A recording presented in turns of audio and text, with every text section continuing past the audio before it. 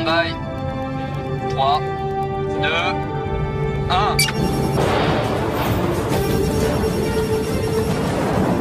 Ouverture du parachute. Largage du parachute de freinage. Moteur principal. 103%. 8000 mètres. Ceci ne sera bientôt plus de la science-fiction. Au cours de ce siècle, des êtres humains vont vraiment partir en expédition vers la planète Mars. 7, moins 10 mètres. Train d'atterrissage.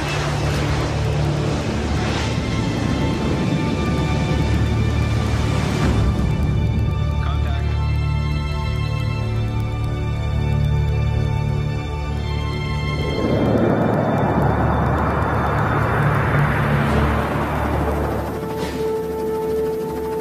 Aujourd'hui sur Terre, le compte à rebours de l'expédition la plus héroïque du XXIe siècle, l'exploration de Mars par les hommes, vient d'être déclenché.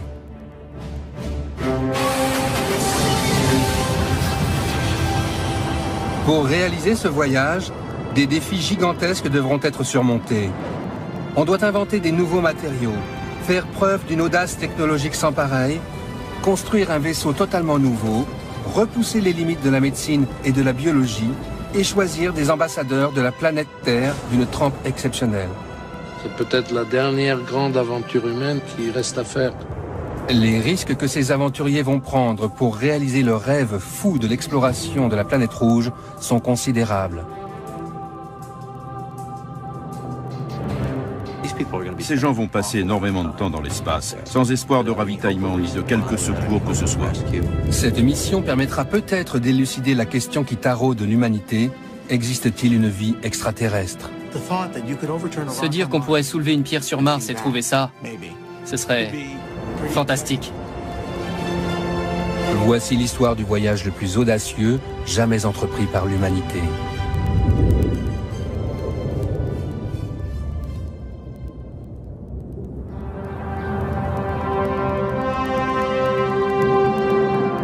L'exploration de la planète rouge a démarré il y a près d'un demi-siècle.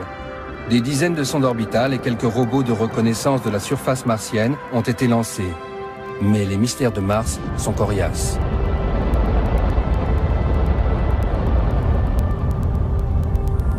En 2003, l'Agence spatiale européenne a envoyé la sonde Mars Express, bourrée d'instruments sophistiqués et dotée d'une caméra stéréoscopique de haute résolution, faire un portrait beaucoup plus précis de la planète la plus proche de la Terre. Mars Express a permis de commencer une couverture globale de la planète en ce qui concerne l'imagerie de haute résolution en 3 dimensions et en couleur, chose qui ne s'est jamais fait jusqu'à présent. L'inspection de la topographie martienne avec ce niveau de précision jouera un rôle important dans le choix du site d'atterrissage, de même que la localisation de la présence d'eau. Grâce à un radar à bord de Mars Express, on a pu découvrir l'existence d'eau glacée sous la surface de Mars, jusqu'à des profondeurs de 4, 5, 6 km. On a fait aussi des découvertes en ce qui concerne l'atmosphère, sa composition chimique, la présence de méthane dans l'atmosphère, qu'on ne sait, à vrai dire, pas encore expliqué. Cette moisson de signes avant-coureurs de la vie, en provenance de la planète apparemment désolée, a permis de donner un nouvel élan à l'aventure spatiale. J'annonce aujourd'hui un nouveau plan d'exploration de l'espace. En janvier 2004, le président américain a fait une déclaration capitale pour les programmes spatiaux. Nous serons alors à même d'aborder les prochaines étapes dans l'exploration de l'espace, avec des missions habitées vers Mars et au-delà. Le président Bush s'est levé, il a dit « On va le faire, les gars. Je mets en œuvre mon pouvoir présidentiel, et je décide qu'on va le faire. » Et l'effet sur la NASA a été considérable. Ce sera la plus importante entreprise scientifique de toute l'histoire. Dans le monde entier, des ingénieurs étudient déjà comment transporter des hommes jusqu'à Mars. Un sérieux casse-tête lorsque l'on sait que le voyage aller et retour durera près d'1 an. Car lorsque la position de Mars est au plus proche de celle de la Terre, 60 millions de kilomètres les séparent. Transporter sur Mars une équipe de 6 personnes avec les vivres et tous les équipements requis constitue un énorme défi technologique. C'est celui du Dr James Garvin, responsable du programme d'exploration de Mars à la NASA. Mars est de 1500 à 2000 fois plus éloigné de nous que la Lune. La quantité de matériel dont on aura besoin pour y aller et en revenir pèse plus que la Station spatiale internationale. Encore faut-il être à même de déplacer une entité de cette taille. 110 tonnes d'eau, 20 tonnes de nourriture lyophilisée, en tout 520 tonnes de fourniture. Aucune fusée n'est capable pour le moment d'arracher à l'attraction terrestre une masse pareille. Pour réaliser ce voyage, les ingénieurs empruntent beaucoup au scénario visionnaire que Wernher von Braun avait développé dans les années 50.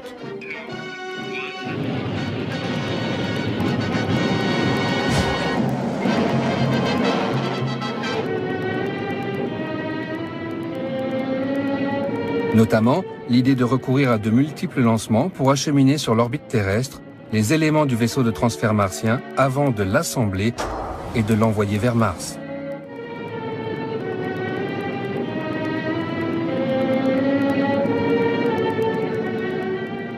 Mais aujourd'hui, il faut d'abord développer un lanceur d'une puissance jamais encore atteinte.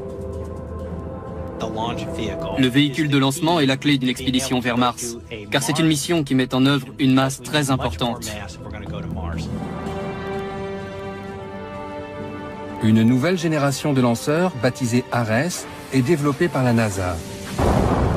Paul Delaney est professeur de physique et d'astronomie au Canada.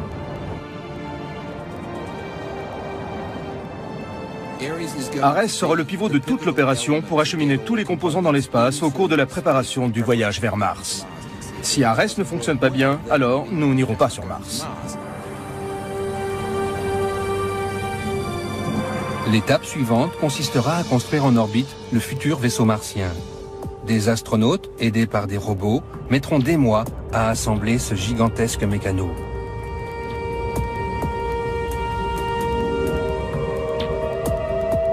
Lorsque le plus grand véhicule de transfert interplanétaire jamais construit sera terminé, 6 astronautes le rejoindront avant d'entamer leur long voyage vers Mars. Conquérir la planète rouge est un projet qui a une longue histoire en Russie. Leur plus puissant groupe aérospatial, Energia, a conçu un véhicule spatial réutilisable à l'image de la navette américaine.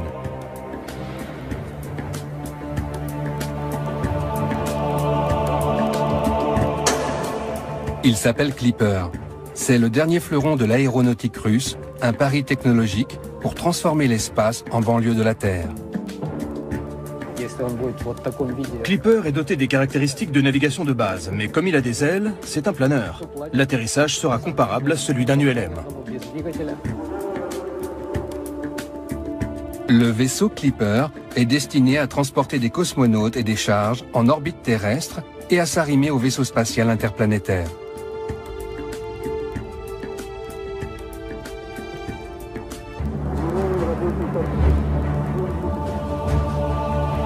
Ce vaisseau existe déjà à l'état de maquette. Il a été construit sous la direction de Leonid Gorshkov.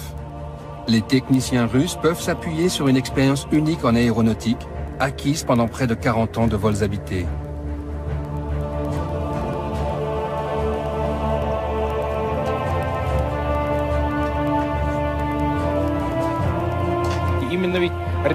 Les stations orbitales sont les prédécesseurs du véhicule martien.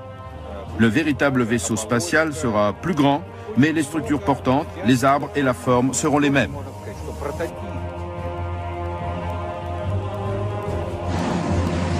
Les Russes ont de longue date adopté le scénario de Wernher von Braun. Eux aussi assembleront leur vaisseau martien dans l'espace, après l'avoir acheminé en pièces détachées grâce à plusieurs lancements. Des quantités colossales de nourriture, d'équipements et de fournitures suivront à bord d'autres fusées.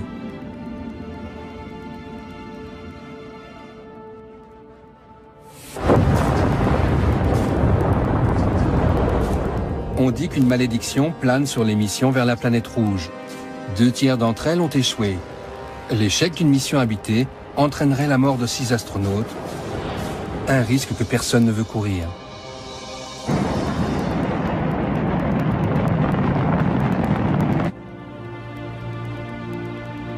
Aujourd'hui, la recherche scientifique et technologique nécessaire à l'exploration de Mars requiert de tels investissements que de nombreux projets sont développés conjointement par plusieurs agences spatiales.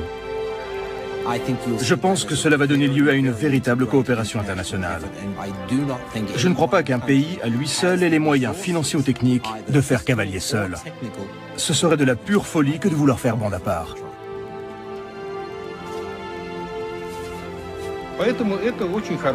C'est une très bonne chose que la course entre les deux superpuissances de l'espace, la Russie et les États-Unis, continue. C'est une tendance naturelle que de vouloir être le premier. Une vision que l'énormité des investissements en jeu doit tempérer, selon Didier Schmidt, qui dirige le département sciences de la vie à l'Agence spatiale européenne. Pour les agences spatiales qui vont essayer de contribuer à cette exploration, nous essayons de travailler ensemble le plus possible, d'avoir le plus d'échanges et même d'avoir une certaine façon de nous rendre interdépendants, puisqu'il y a certaines agences qui sont plus fortes dans un domaine, d'autres dans l'autre.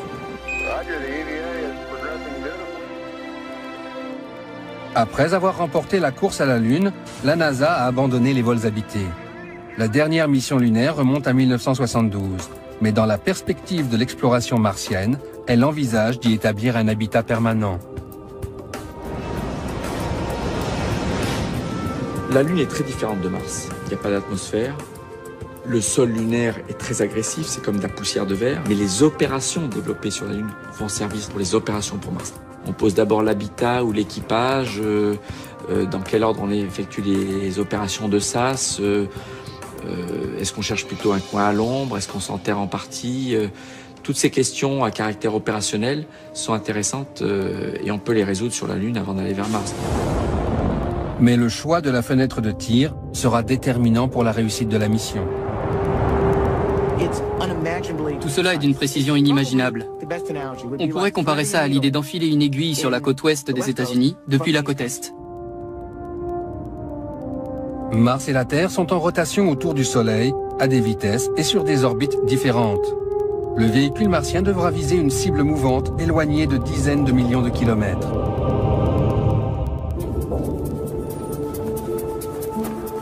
À l'Agence spatiale européenne, comme dans les autres agences, on cherche à établir la meilleure trajectoire possible. Loredana Besson, ingénieure aérospatiale, dirige une équipe chargée de cette question cruciale. Pour faire simple, ce sera soit un saut de puce, soit un très long séjour. Comme nous le savons, le choix de la trajectoire déterminera la mission, car c'est lui qui dictera la durée du séjour dans l'espace. Il y a deux possibilités. La première, partir pour Mars quand elle se trouve au plus proche de la Terre, c'est-à-dire environ 60 millions de kilomètres. C'est l'option qui demande le moins de carburant, or le carburant est lourd et c'est là un point positif. L'inconvénient, c'est que les astronautes ne pourront pas rentrer avant que Mars et la Terre soient à nouveau proches l'une de l'autre. Autrement dit, ils devront passer 18 mois sur la planète rouge.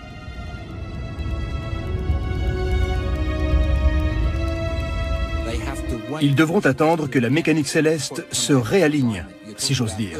Il faut que la Terre et Mars soient au bon endroit au bon moment pour que le véhicule puisse s'en retourner en toute sécurité vers la Terre.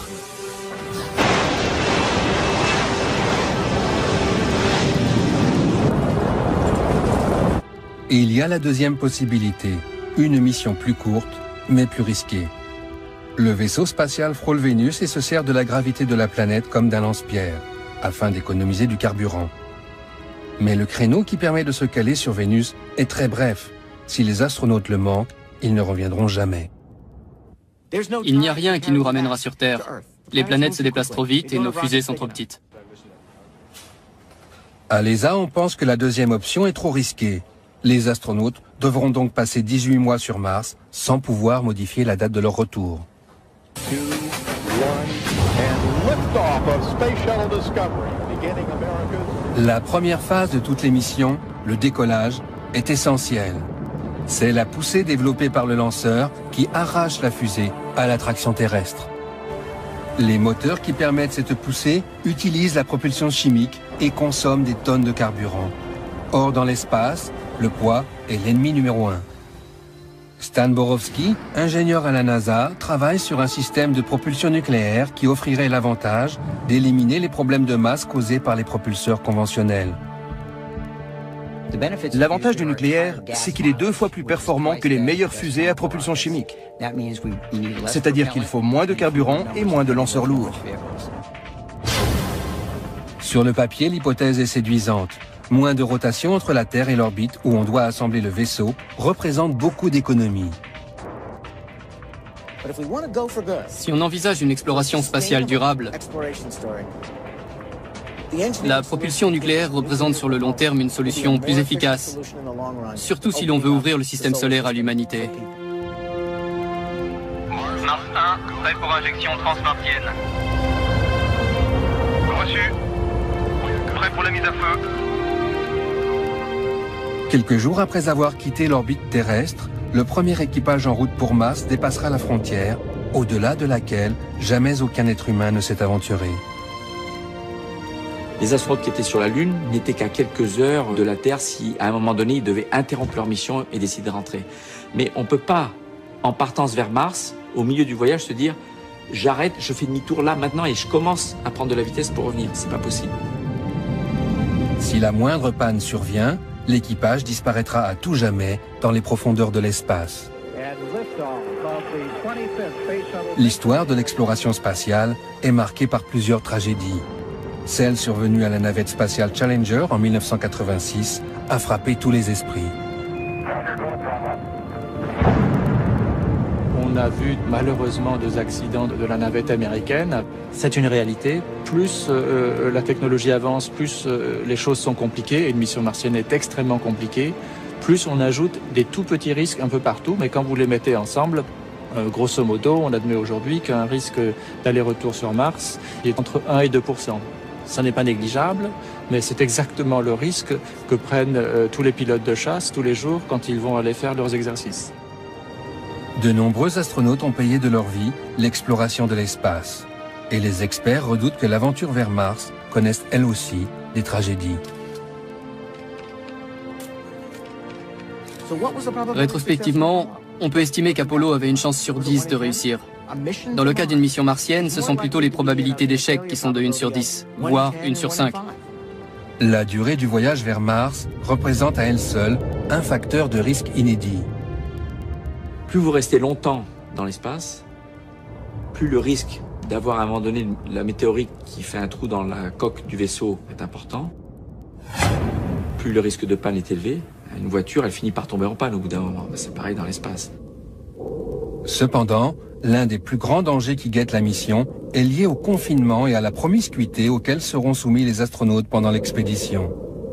6 personnes réussiront-elles à partager un tout petit espace pendant plus de 1000 jours sans risquer la crise de nerfs? Le témoignage de Jerry Linenger, qui a passé 5 mois à bord de la station Mir, n'est pas complètement rassurant. Pendant la période que j'ai passée sur Mir, ça a été un choc de constater combien je me suis senti isolé, coupé du monde, seul avec moi-même, et aussi de me rendre compte à quel point j'étais vulnérable. On nous demande des performances de haut niveau, mais le côté psychologique ne cesse de vous miner. J'ai vu de sérieux problèmes psychologiques se développer. L'ennui sera aussi au menu des astronautes au cours de leur voyage vers Mars. Les jours se succèdent avec leurs procédures routinières et leurs inévitables exercices physiques. Comment conserver l'équipage parfaitement concentré et parfaitement opérationnel? Dans un vaisseau martien qui part pour très longtemps, très loin, il faut inclure un simulateur. Et régulièrement, l'équipage aura une séance de simulation. Alors un jour, ce sera la rentrée sur Mars. Le jour suivant, ce sera la mise en place de l'habitat. Le jour suivant, ce sera les sorties sur Mars par réalité virtuelle. L'équipage revivra à l'avance, régulièrement, les tâches critiques qui l'attendent 6 mois plus tard ou 10 mois plus tard. Les Russes ont développé des batteries de test pour éprouver la résistance psychologique de leurs cosmonautes. Celui-ci, privé de sommeil pendant 3 jours, est soumis au rythme de tâches répétitives 24 heures sur 24. Mais la question cruciale selon les experts, c'est surtout la compatibilité des profils des membres de l'équipage. Si l'on peut résoudre le problème de réunir un équipage idéal, la mission martienne sera couronnée de succès. Si nous commettons une erreur, surgiront des conflits qui tueront l'équipage aussi sûrement qu'une maladie. Parmi les rares situations analogues sur Terre, il y a les missions scientifiques qui se déroulent en Antarctique. La station franco-italienne Concordia combine plusieurs caractéristiques intéressantes. L'isolement dans un milieu hostile et une équipe restreinte de scientifiques confinés pendant plus de 12 mois. Dans aucune base antarctique aujourd'hui, on a une telle analogie avec les missions martiennes, puisque cette base-là est à 1200 km des côtes. Elle est sur un plateau qui s'élève donc à 3250 mètres d'altitude. Et l'avantage aussi, c'est que pendant 9 mois, cette base est inaccessible. Les astronomes, les climatologues et les plombiers de la base Concordia vont donc jouer le rôle de cobayes pour les psychologues de l'Agence spatiale européenne. Pour nous, c'est intéressant parce que tous les ans, on va changer les équipages. Et au bout de 20 ans, on aura beaucoup de recul pour savoir quels sont les profils psychologiques qui sont les meilleurs, qui sont adaptés à la vie en communauté sur la longue durée dans des environnements extrêmement confinés.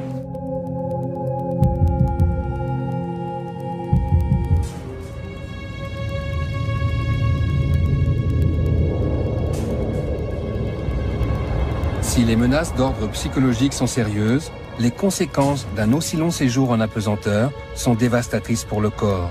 Les os se fragilisent et les muscles s'affaiblissent de façon spectaculaire. Un homme de 40 à 45 ans faisant l'aller-retour sur Mars reviendrait avec l'ossature d'un individu de 90 ans. L'apesanteur a des conséquences extrêmement néfastes sur le squelette des astronautes. Sur un mois, on a à peu près une perte osseuse d'environ 1%, ce qui est un phénomène qui ne ralentit pas. C'est-à-dire qu'au bout de 6% de masse osseuse en moins. Ce qui est beaucoup plus inquiétant, c'est que la microstructure de l'os change, ce qui fait qu'au bout de 6, 7, 8 mois, on a un réel risque de ce qu'on appelle les fractures de fatigue. Des contre-mesures devront être élaborées pour maintenir les os dans un état suffisamment solide. Mais il faudra aussi lutter contre les effets qui affectent les muscles. Et d'après Jerry Linenger, qui a passé 132 jours à bord de la station Mir, les conséquences sont là aussi redoutables. Ça m'a fait un choc quand je me suis rendu compte que j'avais perdu 65% de ma force et 13 à 14% de ma masse osseuse au niveau des membres inférieurs. Le moyen le plus efficace de lutter contre les méfaits de l'apesanteur consiste à créer de la gravité artificiellement dans le vaisseau. Stan Borowski planche sur une solution, mettre le vaisseau en rotation dans l'espace comme une hélice. Après la mise à feu primaire pour s'arracher à l'attraction terrestre, on largue le réservoir à combustible. Alors on positionne le véhicule en se servant des petits propulseurs situés à l'arrière et à l'avant du vaisseau pour le faire tourner comme l'hélice d'un avion. Ce faisant, nous pourrions créer une gravité artificielle pour l'équipage. Sans recréer la gravité artificielle à bord d'un vaisseau, on ne peut pas pallier à tous les effets secondaires et tous les effets néfastes sur l'équipage du point de vue de la santé. C'est essentiel de refaire au moins la gravité 1G, sinon plus. Les dégâts causés par l'apesanteur sont bien plus faciles à maîtriser que les menaces qui planent à l'extérieur du vaisseau spatial. Tout particulièrement les énormes tempêtes solaires et le rayonnement cosmique. Ces deux sources de radiation risquent de provoquer des dégâts considérables chez les astronautes qui vont transiter pendant près d'1 an dans l'espace. Leurs corps seront littéralement bombardés par une variété de projectiles invisibles. Alors les radiations, c'est très souvent soit des ondes électromagnétiques ou alors des particules à très haute vitesse qui vont casser des fragments de gènes, qui vont même casser complètement des chromosomes en fonction de la vitesse et donc de la matière initiale qui va arriver dans une cellule. Dans les quelques jours qui suivent, vous allez être à l'agonie, vous allez avoir énormément de problèmes de santé et jusqu'à la mort. C'est-à-dire c'est inéluctable avec certaines doses. Pour Jeffrey Hoffman, ex-astronaute, la solution est une idée tout droit sortie des romans de science-fiction. Envelopper le véhicule martien dans un champ de force. La radiation existe. Le corps humain n'aime pas ça. Si nous voulons devenir un jour une civilisation voyageant dans l'espace, une protection contre les rayons devra faire partie de l'équation.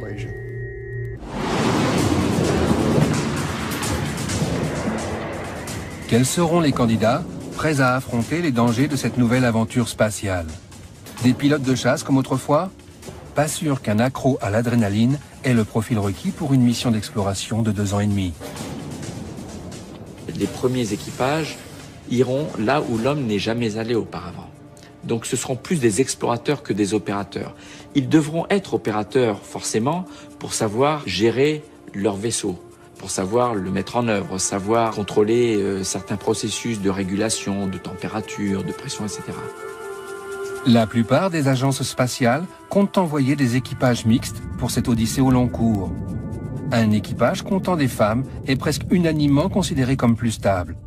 Et les relations sexuelles entre astronautes ne font plus peur aux responsables des missions depuis longtemps. Il n'y a pas de quoi s'inquiéter. Laissez donc faire ces gens qui disposent des compétences nécessaires et les autres problèmes se régleront d'eux-mêmes. Une dernière menace plane sur la stabilité émotionnelle des astronautes. Bien des choses peuvent se produire sur Terre au cours de leurs 2 années et demie d'absence.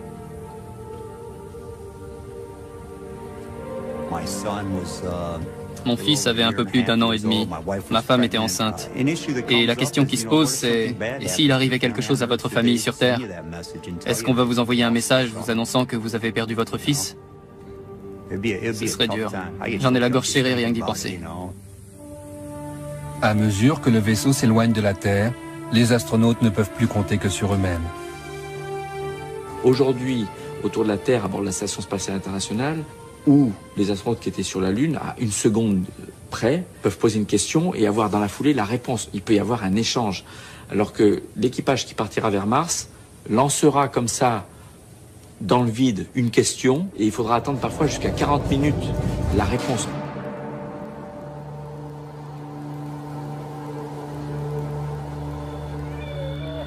Les observations des sondes Viking, qui les premières se sont posées sur la surface de Mars au milieu des années 70, n'étaient guère une invitation à entreprendre la grande aventure.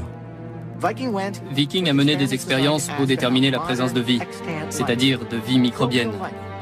Et à l'issue de la mission, il semblait bien que Mars fût un désert stérile et polaire. Mars est une planète extrêmement hostile. Il y règne une désolation indicible, un froid insupportable. Son relief est tourmenté, les volcans immenses succèdent aux canyons gigantesques, et sa surface est balayée par de redoutables tempêtes de poussière.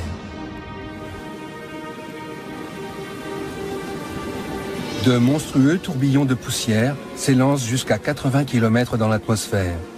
Impossible pour un véhicule spatial habité d'atterrir lors d'une de ces redoutables tornades. Aussi sur Terre, des chasseurs de tornades peu conventionnels aident la NASA à en apprendre un peu plus long sur ces dangers. Hey Steve, tu vois ce qui se passe sur la gauche? En effet, voilà le monstre que je voulais attraper. Oh yeah. En Arizona, les chercheurs Steven Metzger et Brent Boss n'hésitent pas à foncer la tête la première dans les tornades de poussière. Ouais, ça valait le détour, pas vrai? Sur Terre, une tempête d'une bonne vingtaine de mètres de large qui dure 20 minutes peut soulever plusieurs tonnes de poussière dans les airs. Sur Mars, il y a la même terre sèche que sur Terre. Mais Mars se compose d'un seul grand désert où les tempêtes soulèvent tout le temps et partout des montagnes de poussière. Mars est connu pour ses tempêtes de poussière. On peut donc tout à fait y affronter d'énormes rafales de sable. Et quelle que soit la façon dont on s'y prend, l'atterrissage sera un défi. Pour optimiser la réussite de la mission, de nombreux moyens sont déployés afin de trouver les meilleurs sites d'atterrissage.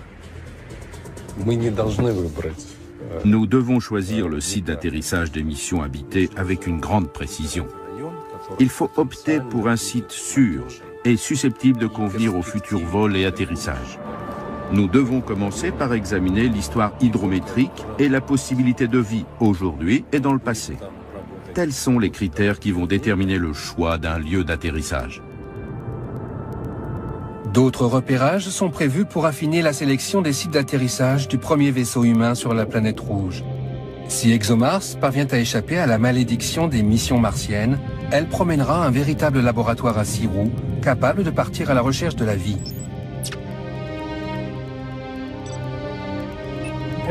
On se trouve alors en orbite et on attend les meilleures conditions pour nous poser. Sur Mars, il y a des saisons avec de gigantesques tempêtes de poussière. Et elles peuvent sérieusement endommager tout ce qui est atterri ou bien se trouve déjà sur la surface.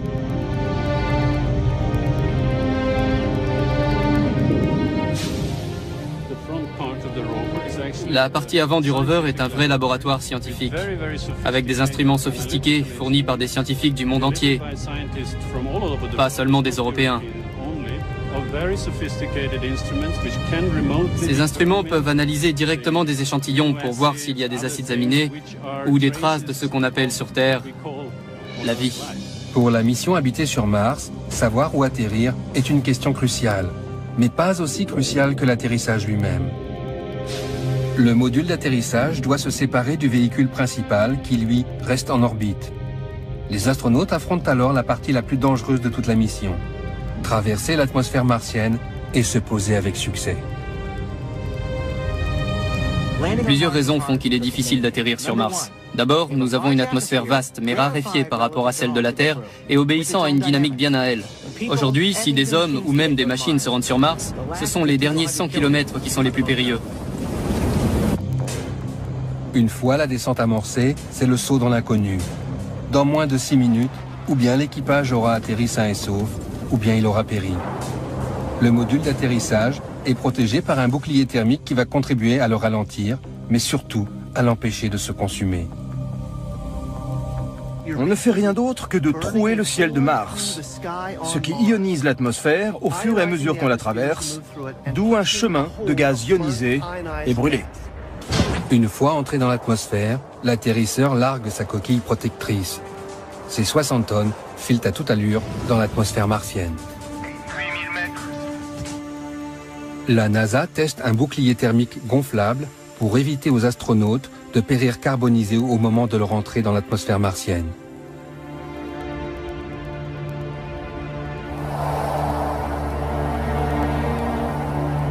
Compris, on passe en mode secondaire. On prend le vent.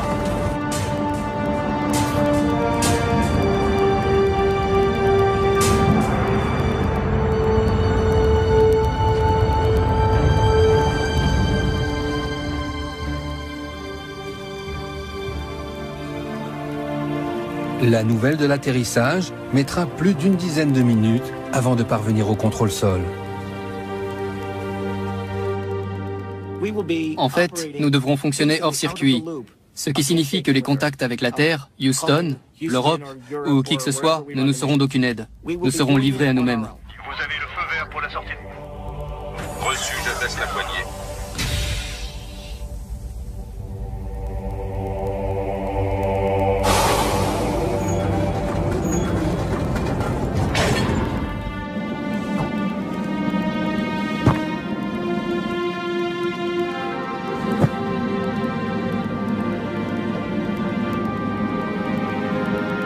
Les premiers humains qui parcourront Mars découvriront une planète qui, malgré les apparences, n'en partage pas moins certaines ressemblances avec la Terre. Le Soleil se lève à l'est et une journée martienne ne dure que 40 minutes de plus que son homologue terrestre. En revanche, la gravité sur Mars ne représente qu'un tiers de celle de la Terre et son atmosphère extrêmement ténue, composée essentiellement d'oxyde de carbone, est toxique.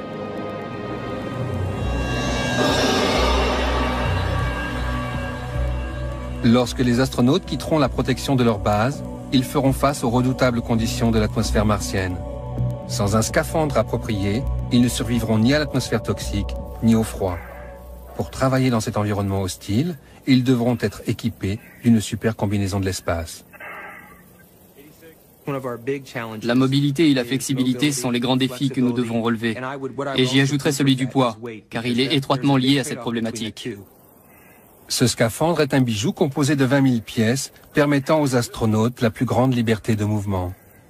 Le scaphandre intègre son propre système de survie, son propre contrôle thermique et assure suffisamment de mobilité pour que l'on puisse se déplacer à la surface de Mars tout en étant protégé de cet environnement très hostile.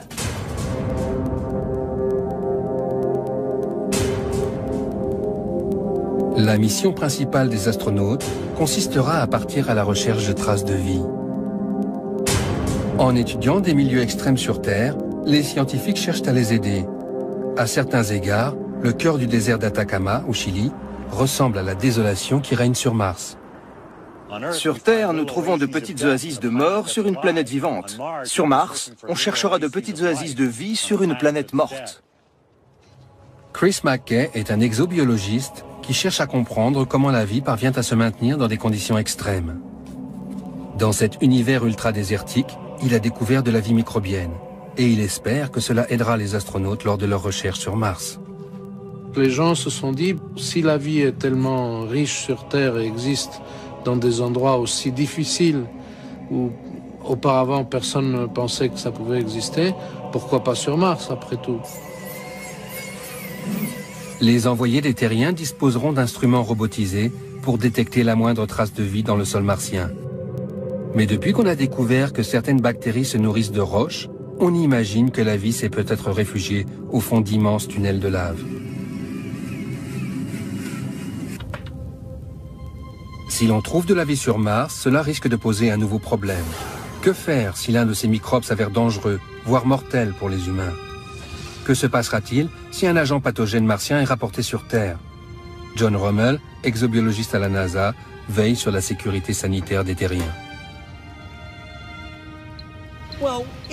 S'il y a de la vie sur Mars, nous aimerions bien sûr en connaître plus sur elle avant qu'elle ne soit rapportée sur Terre.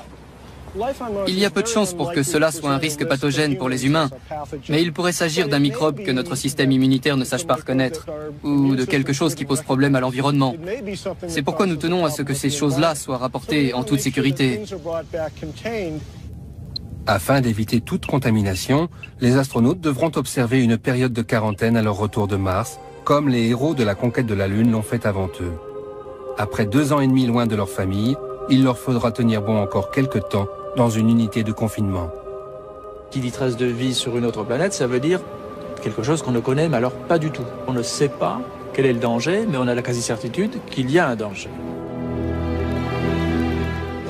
Pendant ce temps, dans le Grand Nord canadien, Pascal Lee, chercheur à la NASA, teste les meilleurs scénarios de la recherche de l'eau sur Mars. Partout sur Terre où il y a de l'eau, il y a de la vie. Il pourrait même y avoir encore de la vie sur Mars aujourd'hui, à condition qu'on y découvre de l'eau liquide. De récentes photos de Mars faites par la mission Mars Express mettent clairement en évidence des ruissellements d'eau au cours de la dernière décennie. D'après les données recueillies par la sonde, il y a probablement d'importantes réserves d'eau gelée dans le sous-sol. Pour trouver de la vie sur Mars, on dispose aussi d'autres indices.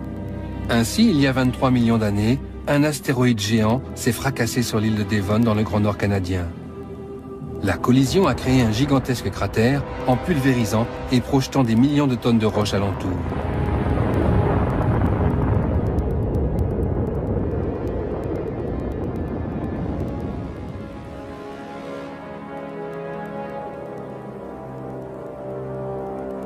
C'est dans un endroit encore plus désolé, en Antarctique, qu'une expédition scientifique a fait en 1996 une découverte capitale, une petite météorite martienne.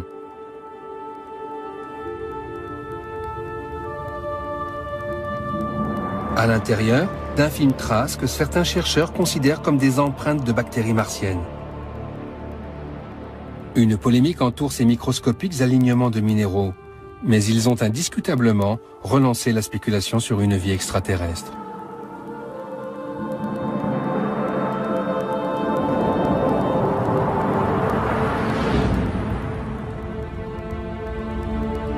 Il y a des millions d'années, la Terre n'était pas la seule planète bleue du système solaire. Mars aussi était couverte d'eau. Il y avait de l'eau sur la planète Mars. Certains collègues pensent qu'au cours du premier milliard d'années, tandis que les planètes se refroidissaient, Mars et la Terre étaient les deux planètes les plus habitables qu'on puisse imaginer. Mais par un mystérieux cataclysme cosmique, Mars a perdu son champ magnétique. Son atmosphère s'est dissipée dans l'espace. Ses océans se sont asséchés et des débris de la surface martienne ont été éjectés dans le système solaire. La découverte de cette roche dans l'Antarctique pose une brûlante question. La vie sur Terre serait-elle d'origine martienne? Et en ce cas, les humains seraient-ils en fait des Martiens? Si l'exploration de Mars permet la découverte de formes de vie différentes de la nôtre, il nous faudra réviser nos théories sur l'origine de la vie. Une idée révolutionnaire se fait jour, celle d'une genèse multiple, intergalactique.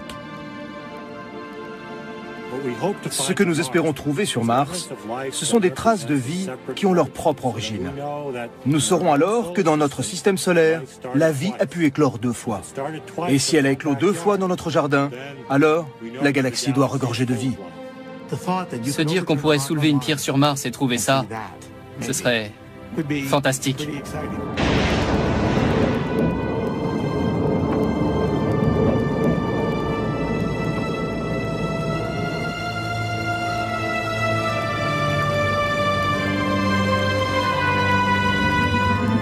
La base martienne du XXIe siècle deviendra une petite colonie, réalisant ce rêve humain d'habiter un territoire jadis interdit.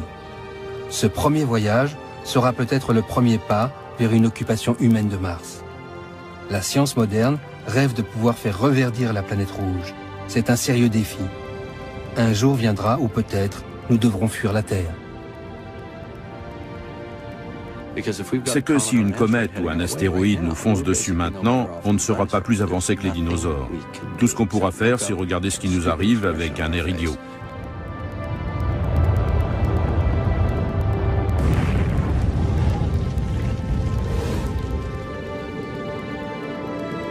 Exploration, connaissance et recherche de vie dans l'univers. Tels sont les objectifs qui unissent les gens du monde entier dans la plus grande quête de tous les temps. Sans doute y aura-t-il des conflits, des controverses et probablement des pertes en vie humaine. Mais le cap est mis. L'inaccessible planète est désormais à notre portée. On ne peut plus faire marche arrière. L'humanité est en route pour Mars. Technique de faire cavalier seul. Ce serait de la pure folie que de vouloir faire bande à part.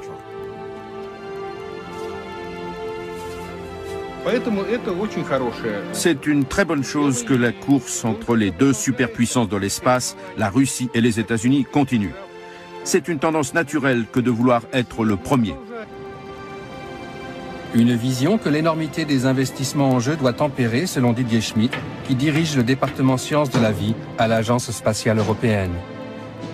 Pour les agences spatiales qui vont essayer de contribuer à cette exploration, nous essayons de travailler ensemble le plus possible, d'avoir le plus d'échanges et même d'avoir une certaine façon de nous rendre interdépendants, puisqu'il y a certaines agences qui sont plus fortes dans un domaine, d'autres dans l'autre.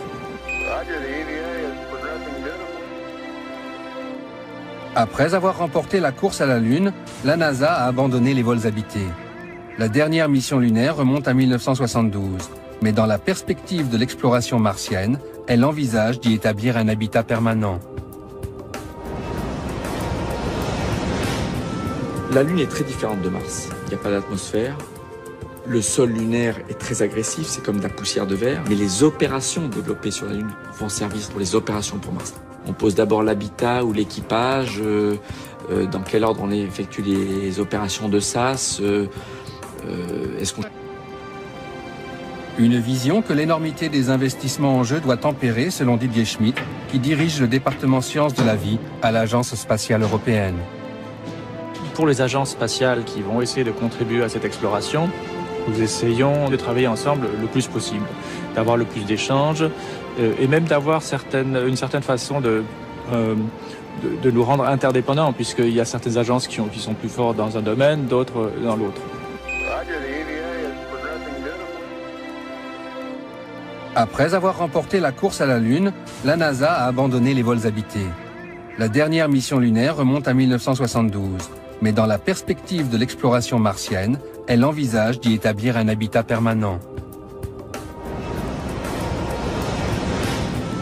La Lune est très différente de Mars. Il n'y a pas d'atmosphère.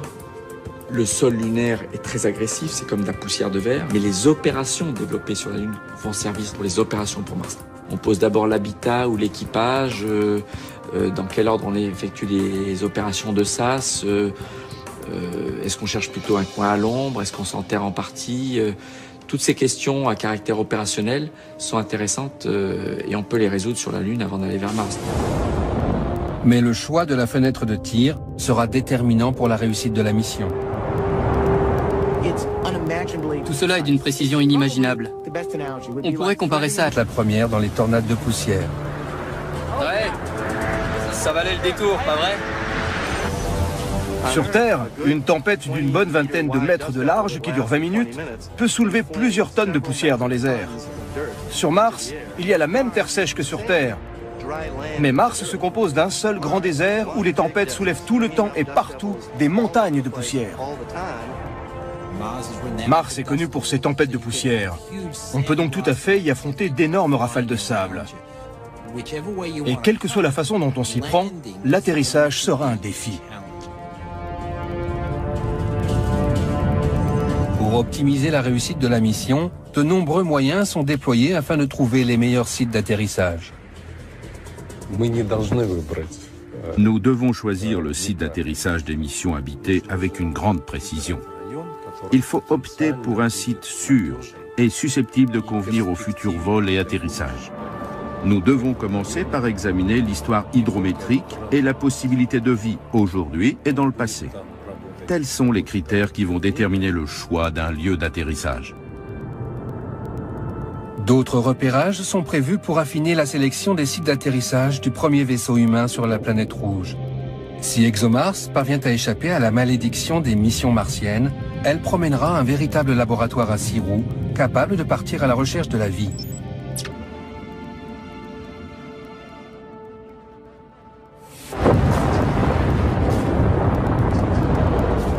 On dit qu'une malédiction plane sur les missions vers la planète rouge. 2 tiers d'entre elles ont échoué. L'échec d'une mission habitée entraînerait la mort de 6 astronautes, un risque que personne ne veut courir.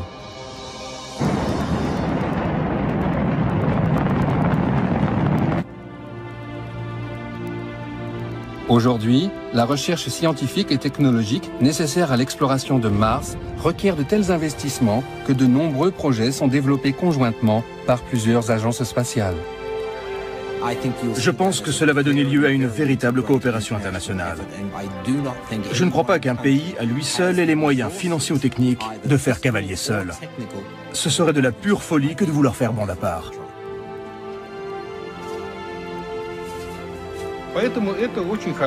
C'est une très bonne chose que la course entre les 2 superpuissances de l'espace, la Russie et les États-Unis, continue. C'est une tendance naturelle que de vouloir être le premier.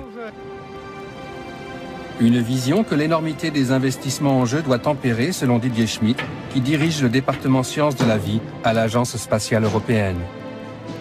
Pour les agences spatiales qui vont essayer de contribuer à cette exploration, nous essayons de travailler ensemble le plus possible, d'avoir le plus d'échanges et même acquise pendant près de 40 ans de vols habités.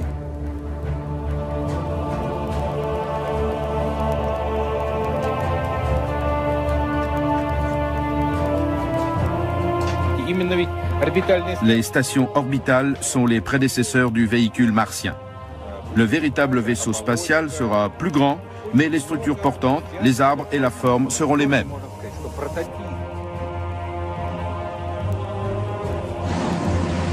Les Russes ont de longue date adopté le scénario de Werner von Braun. Eux aussi assembleront leur vaisseau martien dans l'espace, après l'avoir acheminé en pièces détachées grâce à plusieurs lancements. Des quantités colossales de nourriture, d'équipements et de fournitures suivront à bord d'autres fusées.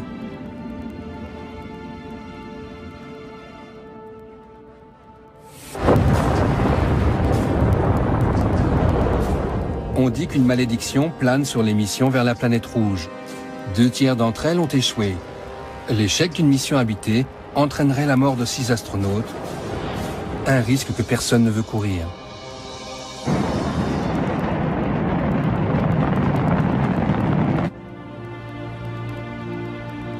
Aujourd'hui, la recherche scientifique et technologique nécessaire à l'exploration de Mars requiert de tels investissements que de nombreux projets sont développés conjointement par plusieurs agences spatiales. Je pense que cela va découvrir l'existence d'eau glacée sous la surface de Mars, jusqu'à des profondeurs de 4, 5, 6 km. On a fait aussi des découvertes en ce qui concerne l'atmosphère, sa composition chimique, la présence de méthane dans l'atmosphère, qu'on ne sait, à vrai dire, pas encore expliqué. Cette moisson de signes avant-coureurs de la vie, en provenance de la planète apparemment désolée, a permis de donner un nouvel élan à l'aventure spatiale. J'annonce aujourd'hui un nouveau plan d'exploration de l'espace. En janvier 2004, le président américain a fait une déclaration capitale pour les programmes spatiaux. Nous serons alors à même d'aborder les prochaines étapes dans l'exploration de l'espace, avec des missions habitées vers Mars et au-delà. Le président Bush s'est levé, il a dit « On va le faire, les gars. Je mets en œuvre mon pouvoir présidentiel, et je décide qu'on va le faire. » Et l'effet sur la NASA a été considérable. Ce sera la plus importante entreprise scientifique de toute l'histoire. Dans le monde entier, des ingénieurs étudient déjà comment transporter des hommes jusqu'à Mars. Un sérieux casse-tête lorsque l'on sait que le voyage aller et retour durera près d'1 an. Car lorsque la position de Mars est au plus proche de celle de la Terre, 60 millions de kilomètres les séparent. Transporter sur Mars une équipe de 6 personnes. Notamment, l'idée de recourir à de multiples lancements pour acheminer sur l'orbite terrestre les éléments du vaisseau de transfert martien avant de l'assembler et de l'envoyer vers Mars.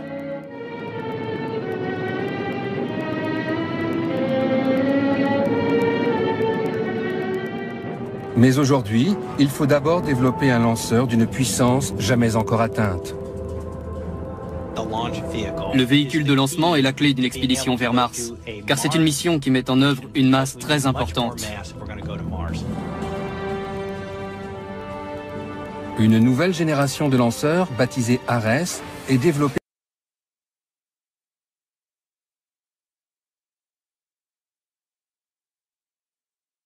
par la NASA. Paul Delaney est professeur de physique et d'astronomie au Canada.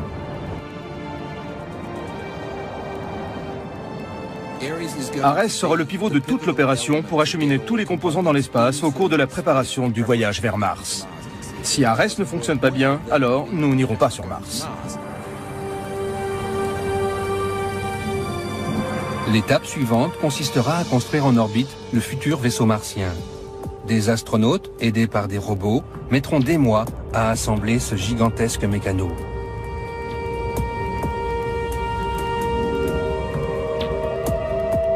Lorsque le plus grand véhicule de transfert interplanétaire jamais construit sera terminé, 6 astronautes le rejoindront à leur tragédie. Celle survenue à la navette spatiale Challenger en 1986 a frappé tous les esprits. On a vu malheureusement 2 accidents de la navette américaine. C'est une réalité. Plus la technologie avance, plus les choses sont compliquées. Et une mission martienne est extrêmement compliquée.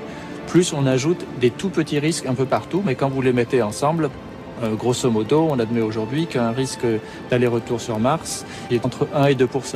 Ça n'est pas négligeable, mais c'est exactement le risque que prennent tous les pilotes de chasse tous les jours quand ils vont aller faire leurs exercices. De nombreux astronautes ont payé de leur vie l'exploration de l'espace. Et les experts redoutent que l'aventure vers Mars connaisse elle aussi des tragédies. Rétrospectivement, on peut estimer qu'Apollo avait une chance sur 10 de réussir. Dans le cas d'une mission martienne, ce sont plutôt les probabilités d'échec qui sont de 1 sur 10, voire 1 sur 5. La durée du voyage vers Mars représente à elle seule un facteur de risque inédit. Plus vous restez longtemps dans l'espace, plus le risque d'avoir à un moment donné la météorite qui fait un trou dans la coque du vaisseau est important, plus le risque de panne est élevé. Une voiture, elle finit par tomber en panne au bout d'un moment. C'est pareil dans l'espace. Cependant, l'un des plus grands dangers qui guettent la mission est lié au confinement et à la de la mission. Tout cela est d'une précision inimaginable. On pourrait comparer ça à l'idée d'enfiler une aiguille sur la côte ouest des États-Unis depuis la côte est. Mars et la Terre sont en rotation autour du Soleil, à des vitesses et sur des orbites différentes. Le véhicule martien devra viser une cible mouvante éloignée de dizaines de millions de kilomètres.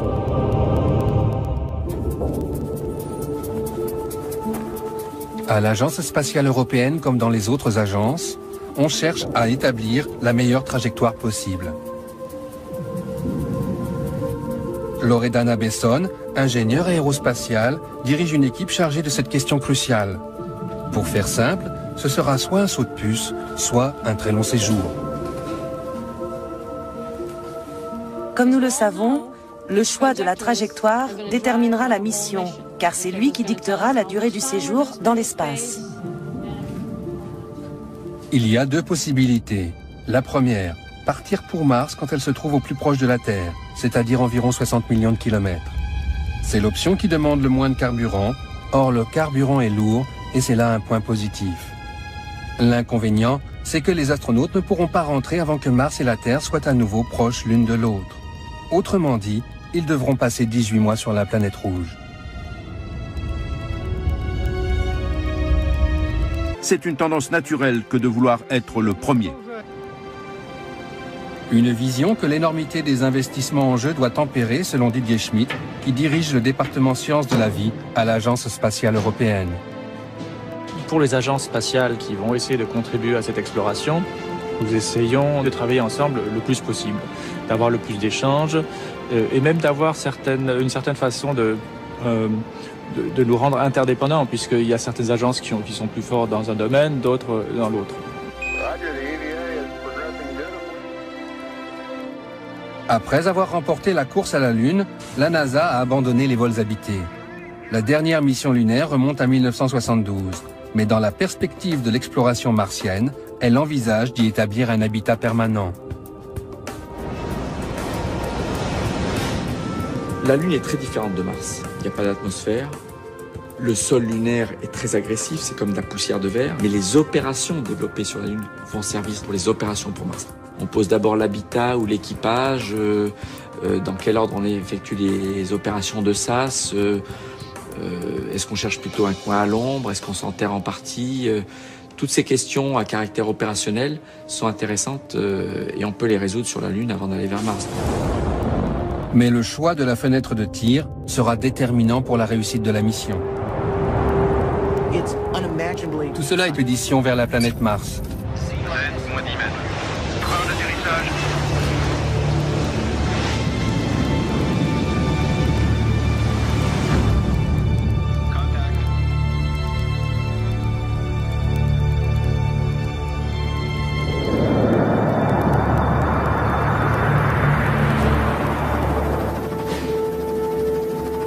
Aujourd'hui sur Terre, le compte à rebours de l'expédition la plus héroïque du XXIe siècle, l'exploration de Mars par les hommes, vient d'être déclenché.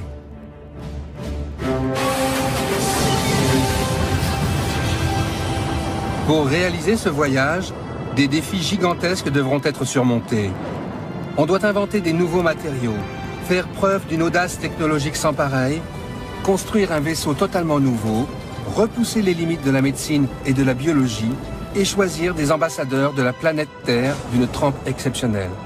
C'est peut-être la dernière grande aventure humaine qui reste à faire. Les risques que ces aventuriers vont prendre pour réaliser le rêve fou de l'exploration de la planète rouge sont considérables.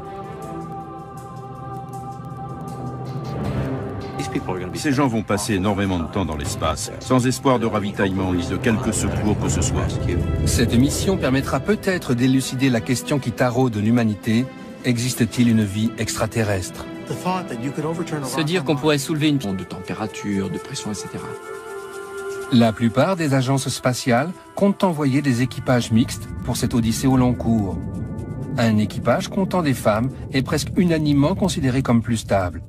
Et les relations sexuelles entre astronautes ne font plus peur aux responsables des missions depuis longtemps. Il n'y a pas de quoi s'inquiéter. Laissez donc faire ces gens qui disposent des compétences nécessaires et les autres problèmes se régleront d'eux-mêmes. Une dernière menace plane sur la stabilité émotionnelle des astronautes. Bien des choses peuvent se produire sur Terre au cours de leurs 2 années et demie d'absence.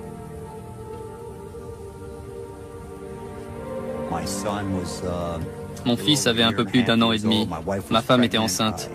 Et la question qui se pose, c'est « Et s'il arrivait quelque chose à votre famille sur Terre, est-ce qu'on va vous envoyer un message vous annonçant que vous avez perdu votre fils ?» Ce serait dur. J'en ai la gorge serrée rien que d'y penser. À mesure que le vaisseau s'éloigne de la Terre, les astronautes ne peuvent plus compter que sur eux-mêmes. Aujourd'hui, autour de la Terre, à bord de la Station spatiale internationale, où les astronautes qui étaient sur la Lune, à une seconde près, peuvent poser une question et avoir dans la foulée la réponse. Il peut y avoir un échange. Alors que l'équipage qui partira vers Mars lancera comme ça, dans le vide, une question, et il faudra attendre parfois jusqu'à 40 minutes la réponse.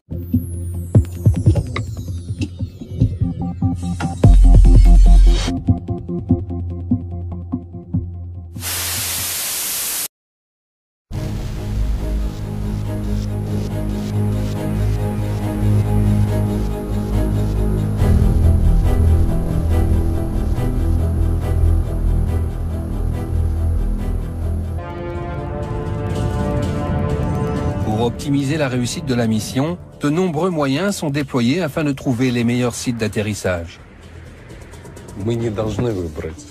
Nous devons choisir le site d'atterrissage des missions habitées avec une grande précision.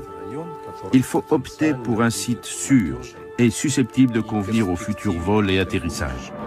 Nous devons commencer par examiner l'histoire hydrométrique et la possibilité de vie aujourd'hui et dans le passé. Tels sont les critères qui vont déterminer le choix d'un lieu d'atterrissage. D'autres repérages sont prévus pour affiner la sélection des sites d'atterrissage du premier vaisseau humain sur la planète rouge. Si ExoMars parvient à échapper à la malédiction des missions martiennes, elle promènera un véritable laboratoire à 6 roues, capable de partir à la recherche de la vie.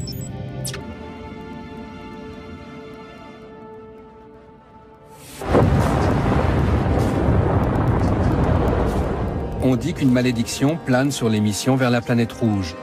2 tiers d'entre elles ont échoué. L'échec d'une mission habitée entraînerait la mort de 6 astronautes, un risque que personne ne veut courir.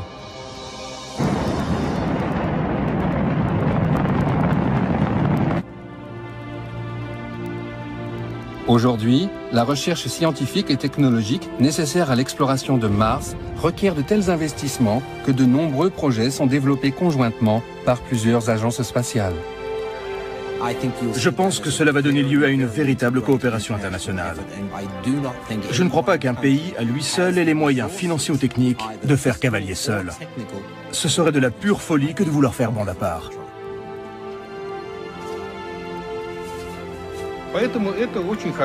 C'est une très bonne chose que la course entre les 2 superpuissances de l'espace, la Russie et les États-Unis, continue.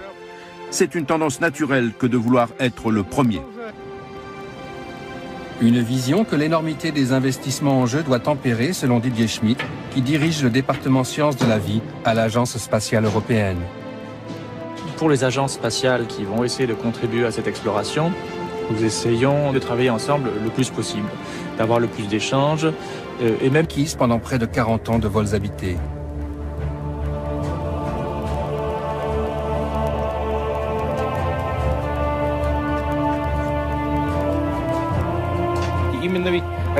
Les stations orbitales sont les prédécesseurs du véhicule martien.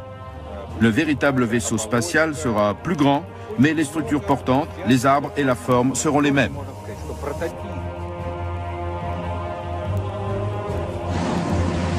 Les Russes ont de longue date adopté le scénario de Werner von Braun. Eux aussi assembleront leur vaisseau martien dans l'espace après l'avoir acheminé vers Mars et au-delà. Le président Bush s'est levé, il a dit « On va le faire, les gars. Je mets en œuvre mon pouvoir présidentiel, et je décide qu'on va le faire. » Et l'effet sur la NASA a été considérable. Ce sera la plus importante entreprise scientifique de toute l'histoire. Dans le monde entier, des ingénieurs étudient déjà comment transporter des hommes jusqu'à Mars. Un sérieux casse-tête lorsque l'on sait que le voyage aller et retour durera près d'1 an. Car lorsque la position de Mars est au plus proche de celle de la Terre, 60 millions de kilomètres les séparent. Transporter sur Mars une équipe de 6 personnes avec les vivres et tous les équipements requis constitue un énorme défi technologique. C'est celui du Dr James Garvin, responsable du programme d'exploration de Mars à la NASA. Mars est de 1500 à 2000 fois plus éloigné de nous que la Lune. La quantité de matériel dont on aura besoin pour y aller et en revenir pèse plus que la Station spatiale internationale. Encore faut-il être à même de déplacer une entité de cette taille. 110 tonnes d'eau, 20 tonnes de nourriture lyophilisée, en tout 520 tonnes de fournitures. Aucune fusée n'est capable pour le moment d'arracher à l'attraction terrestre une masse pareille. Pour réaliser ce voyage, les ingénieurs empruntent beaucoup au scénario visionnaire que Wernher von Braun avait développé dans les années 50.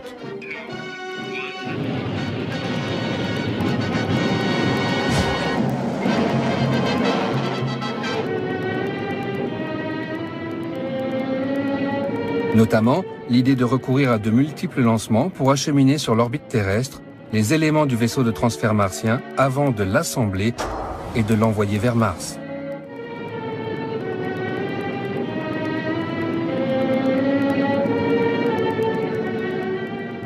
Mais aujourd'hui, il faut d'abord développer un lanceur d'une puissance jamais encore atteinte. Le véhicule de lancement est la clé d'une expédition vers Mars, car c'est une mission qui met en œuvre une masse très importante. Une nouvelle génération de lanceurs, baptisée Ares, est développée par la NASA. Paul Delaney est professeur de physique et d'astronomie au Canada.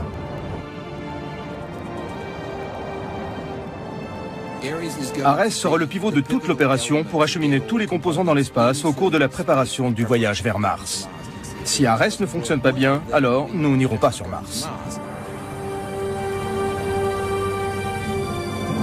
L'étape suivante consistera à construire en orbite le futur vaisseau martien. Des astronautes, aidés par des robots, mettront des mois à assembler ce gigantesque mécano.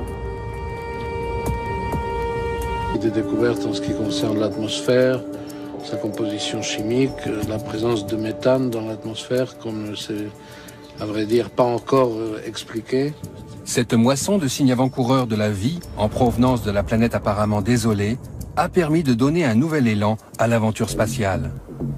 J'annonce aujourd'hui un nouveau plan d'exploration de l'espace. En janvier 2004, le président américain a fait une déclaration capitale pour les programmes spatiaux. Nous serons alors à même d'aborder les prochaines étapes dans l'exploration de l'espace, avec des missions habitées vers Mars et au-delà. Le président Bush s'est levé, il a dit « On va le faire les gars. Je mets en œuvre mon pouvoir présidentiel et je décide qu'on va le faire. » Et l'effet sur la NASA a été considérable. Ce sera la plus importante entreprise scientifique de toute l'histoire. Dans le monde entier, des ingénieurs étudient déjà comment transporter des hommes jusqu'à Mars. Un sérieux casse-tête lorsque l'on sait que le voyage aller et retour durera près d'1 an. Car lorsque la position de Mars est au plus proche de celle de la Terre, 60 millions de kilomètres les séparent. Transporter sur Mars une équipe de 6 personnes avec les vivres et tous les équipements requis constitue un énorme défi technologique. C'est celui du Dr James Garvin, responsable du programme d'exploration de Mars à la NASA. Mars est de 1500 à 2000 fois plus éloigné de nous que la Lune. La quantité de matériel dont on aura besoin pour y aller et en revenir pèse plus que la Station spatiale internationale. Encore faut-il être à même de déplacer une entité de cette taille. 110 tonnes d'eau, 20 tonnes de nourriture lyophilisée, en tout 520 tonnes de fournitures. Aucune fusée n'est capable pour le moment d'arracher à l'attraction terrestre une masse pareille. Pour réaliser ce voyage, les ingénieurs empruntent beaucoup au scénario visionnaire que Wernher von Braun avait développé dans les années 50.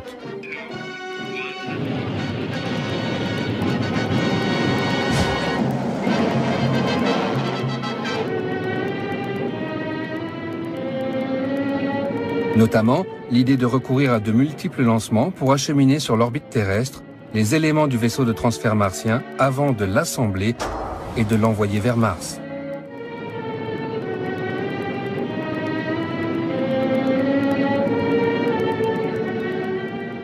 Mais aujourd'hui, il faut d'abord développer un lanceur d'une puissance jamais encore atteinte. Le véhicule de lancement est la clé d'une expédition vers Mars, car c'est une mission qui met en œuvre une masse très importante.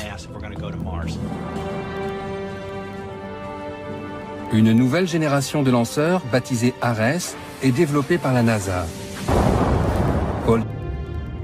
Plus vous restez longtemps dans l'espace, plus le risque d'avoir à un moment donné la météorite qui fait un trou dans la coque du vaisseau est important, plus le risque de panne est élevé. Une voiture, elle finit par tomber en panne au bout d'un moment. C'est pareil dans l'espace. Cependant, L'un des plus grands dangers qui guettent la mission est lié au confinement et à la de la mission. Tout cela est d'une précision inimaginable. On pourrait comparer ça à l'idée d'enfiler une aiguille sur la côte ouest des États-Unis depuis la côte est. Mars et la Terre sont en rotation autour du Soleil, à des vitesses et sur des orbites différentes. Le véhicule martien devra viser une cible mouvante éloignée de dizaines de millions de kilomètres.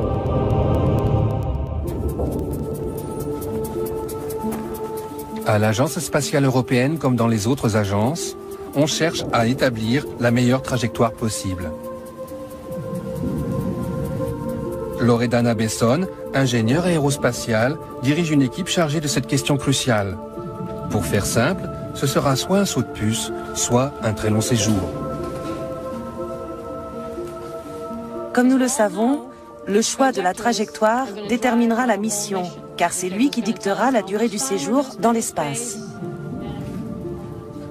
Il y a deux possibilités.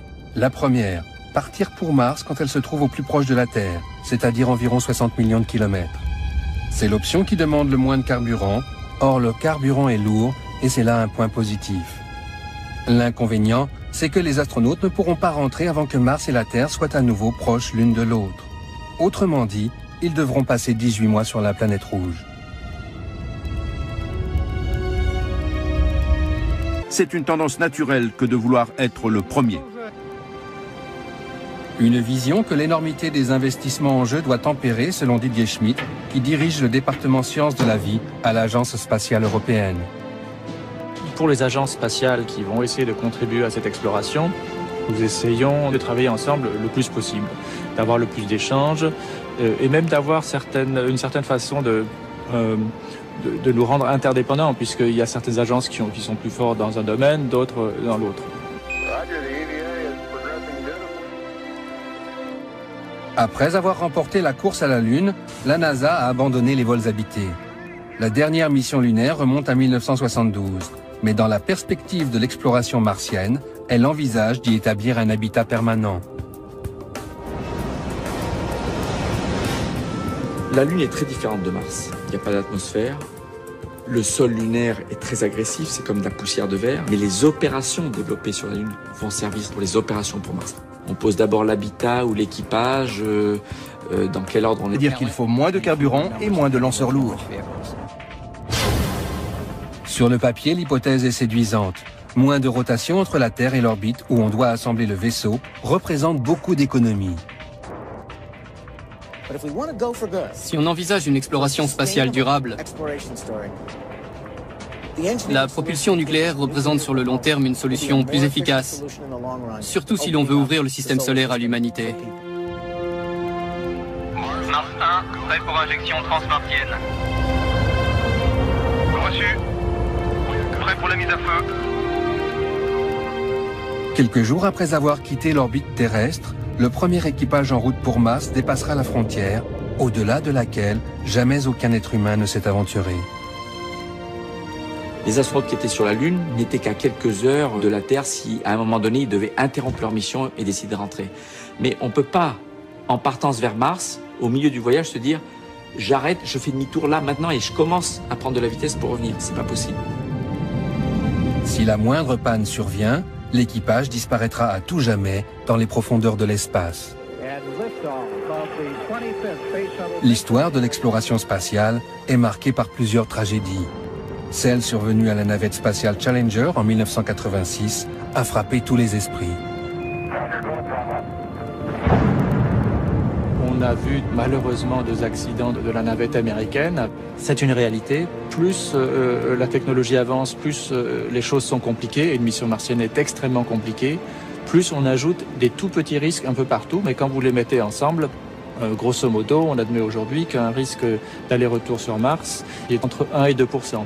Ça n'est pas négligeable, mais c'est exactement le risque que prennent tous les pilotes de chasse tous les jours quand ils vont aller faire leurs exercices. De nombreux astronautes ont payé de leur vie l'exploration de l'espace. Et les experts redoutent que l'aventure vers Mars connaisse elle aussi des tragédies. Rétrospectivement, on peut estimer qu'Apollo avait une chance sur 10 de réussir. Dans le cas d'une mission martienne, ce sont plutôt les probabilités d'échec qui sont de 1 sur 10, voire 1 sur 5. La durée du voyage vers Mars représente à elle seule un facteur de risque inédit. Plus vous restez longtemps dans l'espace, plus le risque d'avoir à un moment donné la météorite qui fait un trou dans la coque du vaisseau est important, plus le risque de panne est élevé. Une voiture, elle finit par tomber en panne au bout d'un moment. C'est pareil dans l'espace. Cependant, l'un des plus grands dangers qui guettent la mission est lié au confinement et à la promiscuité auxquels seront soumis les astronautes pendant l'expédition. 6 personnes réussiront-elles à partager un tout petit espace pendant plus de 1000 jours sans risquer la crise de nerfs? Le témoignage de Jerry Lee. Le véritable vaisseau spatial sera plus grand, mais les structures portantes, les arbres et la forme seront les mêmes.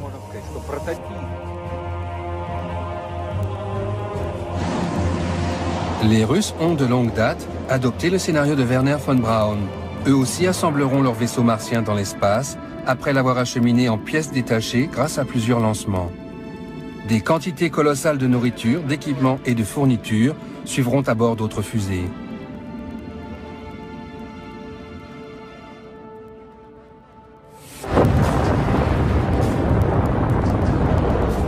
On dit qu'une malédiction plane sur les missions vers la planète rouge.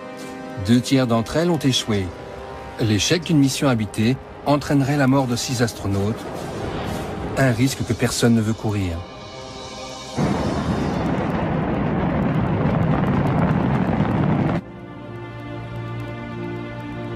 Aujourd'hui, la recherche scientifique et technologique nécessaire à l'exploration de Mars requiert de tels investissements que de nombreux projets sont développés conjointement par plusieurs agences spatiales.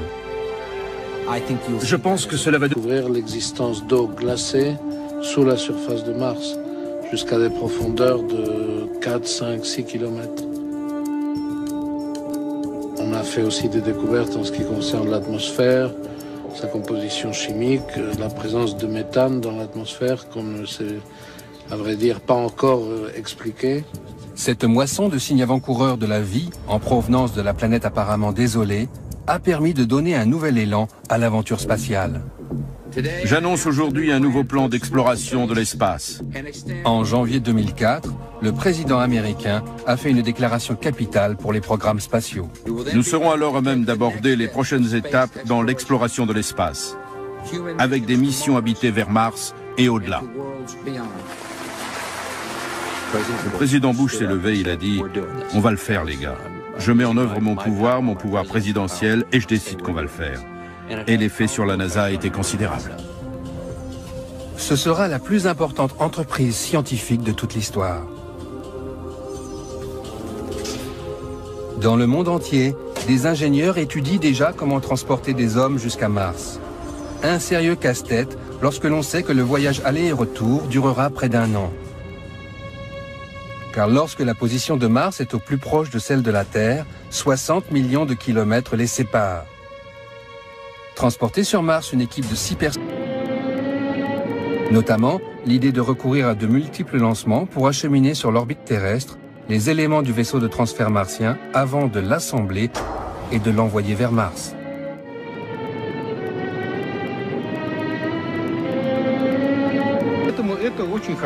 C'est une très bonne chose que la course entre les 2 superpuissances de l'espace, la Russie et les États-Unis, continue. C'est une tendance naturelle que de vouloir être le premier. Une vision que l'énormité des investissements en jeu doit tempérer, selon Didier Schmidt, qui dirige le département sciences de la vie à l'Agence spatiale européenne. Pour les agences spatiales qui vont essayer de contribuer à cette exploration, nous essayons de travailler ensemble le plus possible, d'avoir le plus d'échanges et même acquise pendant près de 40 ans de vols habités.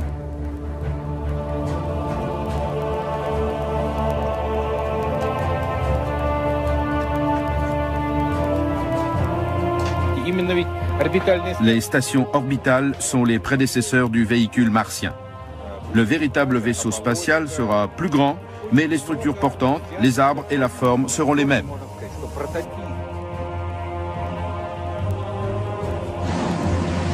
Les Russes ont de longue date adopté le scénario de Wernher von Braun. Eux aussi assembleront leur vaisseau martien dans l'espace après l'avoir acheminé en pièces détachées grâce à plusieurs lancements. Des quantités colossales de nourriture, d'équipements et de fournitures suivront à bord d'autres fusées.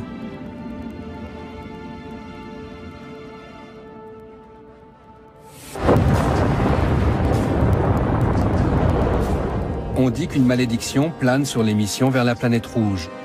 2 tiers d'entre elles ont échoué. L'échec d'une mission habitée entraînerait la mort de 6 astronautes, un risque que personne ne veut courir.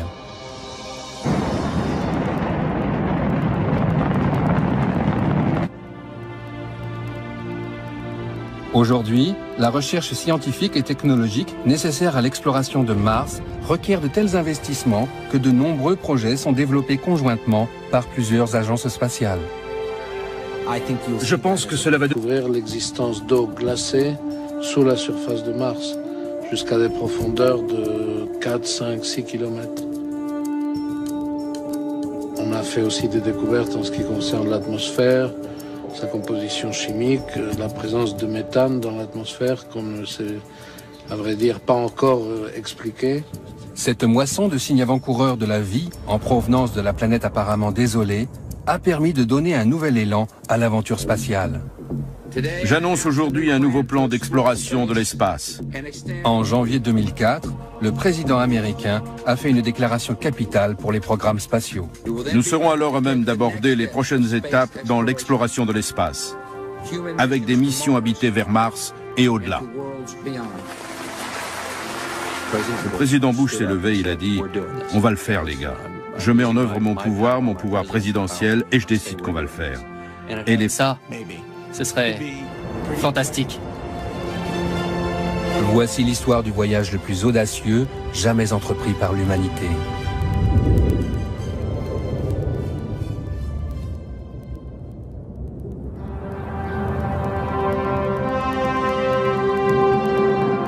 L'exploration de la planète rouge a démarré il y a près d'un demi-siècle.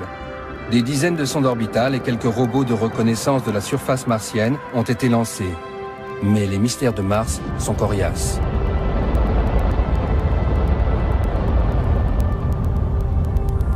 En 2003, l'Agence spatiale européenne a envoyé la sonde Mars Express, bourrée d'instruments sophistiqués et dotée d'une caméra stéréoscopique de haute résolution, faire un portrait beaucoup plus précis de la planète la plus proche de la Terre. Mars Express a permis de commencer une couverture globale de la planète en ce qui concerne l'imagerie de haute résolution en 3 dimensions et en couleur, chose qui ne s'est jamais fait jusqu'à présent.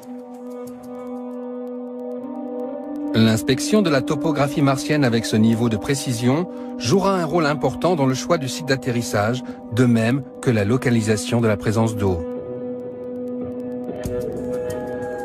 Grâce à un radar à bord de Mars Express, on a pu découvrir l'existence d'eau glacée sous la surface de Mars, jusqu'à des profondeurs de 4, 5, 6 km. On a fait aussi des découvertes en ce qui concerne l'atmosphère, sa composition chimique, la présence de méthane dans l'atmosphère, qu'on ne sait, à vrai dire, pas encore expliqué. Cette moisson de signes avant-coureurs de la vie, en provenance de la planète apparemment désolée, a permis de donner un nouvel élan à l'aventure spatiale. J'annonce aujourd'hui un nouveau plan d'exploration de l'espace. En janvier 2004, le président américain a fait une déclaration capitale pour les programmes spatiaux. Nous serons alors à même d'aborder les prochaines étapes dans l'exploration de l'espace, avec des missions habitées vers Mars et au-delà. Le président Bush s'est levé, il a dit « On va le faire, les gars. Je mets en œuvre mon pouvoir présidentiel, et je décide qu'on va le faire. » Et l'effet sur la NASA a été considérable. Ce sera la plus importante entreprise scientifique de toute l'histoire. Dans le monde entier, des ingénieurs étudient déjà comment transporter des hommes jusqu'à Mars. Un sérieux casse-tête lorsque l'on sait que le voyage aller et retour durera près d'1 an. Car lorsque la position de Mars est au plus proche de celle de la Terre, 60 millions de kilomètres les séparent. Transporter sur Mars une équipe de 6 personnes avec les vivres et tous les équipements requis constitue tout cela expédition vers la planète Mars. 6 mètres, moins 10 mètres. Prends l'atterrissage.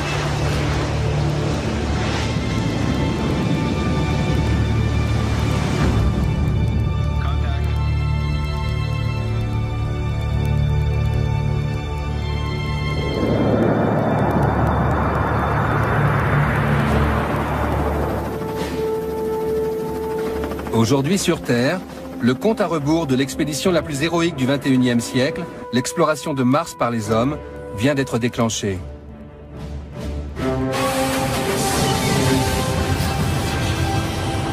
Pour réaliser ce voyage, des défis gigantesques devront être surmontés. On doit inventer des nouveaux matériaux, faire preuve d'une audace technologique sans pareille, construire un vaisseau totalement nouveau, repousser les limites de la médecine et de la biologie et choisir des ambassadeurs de la planète Terre d'une trempe exceptionnelle. C'est peut-être la dernière grande aventure humaine qui reste à faire. Les risques que ces aventuriers vont prendre pour réaliser leur rêve fou de l'exploration de la planète rouge sont considérables. Ces gens vont passer énormément de temps dans l'espace, sans espoir de ravitaillement ni de quelque secours que ce soit. Cette mission permettra peut-être d'élucider la question qui taraude l'humanité. Existe-t-il une vie extraterrestre? Se dire qu'on pourrait soulever une de température, de pression, etc. La plupart des agences spatiales comptent envoyer des équipages mixtes pour cette odyssée au long cours. Un équipage comptant des femmes est presque unanimement considéré comme plus stable. Et les relations sexuelles entre astronautes ne font plus peur aux responsables des missions depuis longtemps. Il n'y a pas de quoi s'inquiéter. Laissez donc faire ces gens qui disposent des compétences nécessaires et les autres problèmes se régleront d'eux-mêmes. Une dernière menace plane sur la stabilité émotionnelle des astronautes. Bien des choses peuvent se produire sur Terre au cours de leurs 2 années et demie d'absence.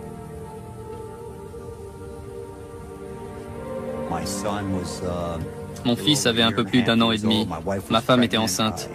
Et la question qui se pose, c'est « Et s'il arrivait quelque chose à votre famille sur Terre? Est-ce qu'on va vous envoyer un message vous annonçant que vous avez perdu votre fils ?» Ce serait dur. J'en ai la gorge serrée rien que d'y penser. À mesure que le vaisseau s'éloigne de la Terre, les astronautes ne peuvent plus compter que sur eux-mêmes. Aujourd'hui, autour de la Terre, à bord de la Station Spatiale Internationale, où les astronautes qui étaient sur la Lune, à 1 seconde près, peuvent poser une question et avoir dans la foulée la réponse. Il peut y avoir un échange. Alors que l'équipage qui partira vers Mars lancera comme ça, dans le vide, une question, et il faudra attendre parfois jusqu'à 40 minutes. La précision. Il faut opter pour un site sûr et susceptible de convenir aux futurs vols et atterrissages. Nous devons commencer par examiner l'histoire hydrométrique et la possibilité de vie aujourd'hui et dans le passé. Tels sont les critères qui vont déterminer le choix d'un lieu d'atterrissage. D'autres repérages sont prévus pour affiner la sélection des sites d'atterrissage du premier vaisseau humain sur la planète rouge. Si ExoMars parvient à échapper à la malédiction des missions martiennes, elle promènera un véritable laboratoire à 6 roues, capable de partir à la recherche de la vie.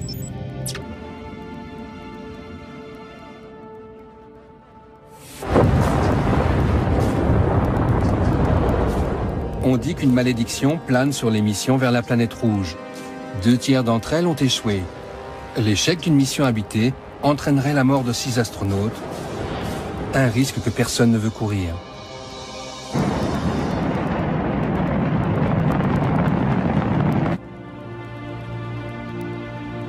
Aujourd'hui, la recherche scientifique et technologique nécessaire à l'exploration de Mars requiert de tels investissements que de nombreux projets sont développés conjointement par plusieurs agences spatiales.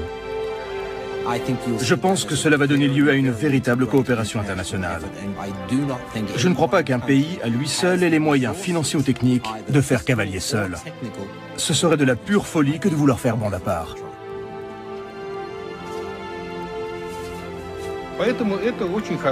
C'est une très bonne chose que la course entre les 2 superpuissances de l'espace, la Russie et les États-Unis, continue. C'est une tendance naturelle que de vouloir être le premier. Une vision que l'énormité des investissements en jeu doit tempérer, selon Didier Schmidt, qui dirige le département sciences de la vie à l'Agence spatiale européenne. Pour les agences spatiales qui vont essayer de contribuer à cette exploration, nous essayons de travailler ensemble le plus possible, d'avoir le plus d'échanges et même acquise pendant près de 40 ans de vols habités.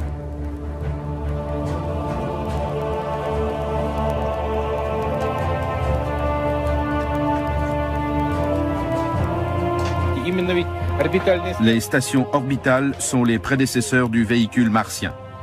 Le véritable vaisseau spatial sera plus grand, mais les structures portantes, les arbres et la forme seront les mêmes.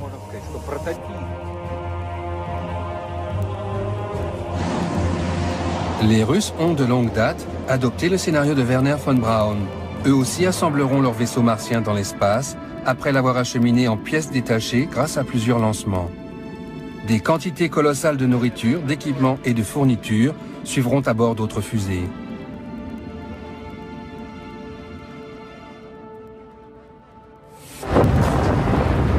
Le siècle deviendra une petite colonie, réalisant ce rêve humain d'habiter un territoire jadis interdit. Ce premier voyage sera peut-être le premier pas vers une occupation humaine de Mars. La science moderne rêve de pouvoir faire reverdir la planète rouge. C'est un sérieux défi. Un jour viendra où peut-être nous devrons fuir la Terre. C'est que si une comète ou un astéroïde nous fonce dessus maintenant, on ne sera pas plus avancé que les dinosaures. Tout ce qu'on pourra faire, c'est regarder ce qui nous arrive avec un air idiot.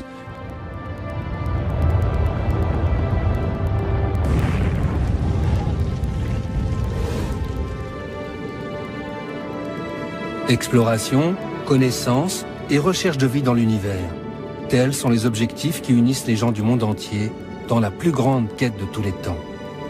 Sans doute y aura-t-il des conflits, des controverses et probablement des pertes en vie humaine. Mais le cap est mis. L'inaccessible planète est désormais à notre portée. On ne peut plus faire marche arrière. L'humanité est en route pour Mars. Technique de faire cavalier seul. Ce serait de la pure folie que de vouloir faire bande à part.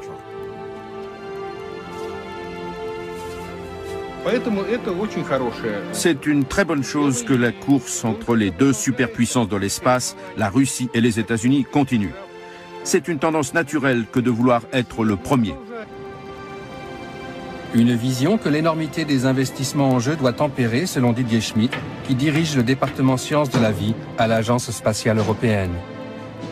Pour les agences spatiales qui vont essayer de contribuer à cette exploration, nous essayons de travailler ensemble le plus possible, d'avoir le plus d'échanges et même d'avoir une certaine façon de nous rendre interdépendants, puisqu'il y a certaines agences qui sont plus fortes dans un domaine, d'autres dans l'autre. Après avoir remporté la course à la Lune, la NASA a abandonné les vols habités. La dernière mission lunaire remonte à 1972, mais dans la perspective de l'exploration martienne, elle envisage d'y établir un habitat permanent.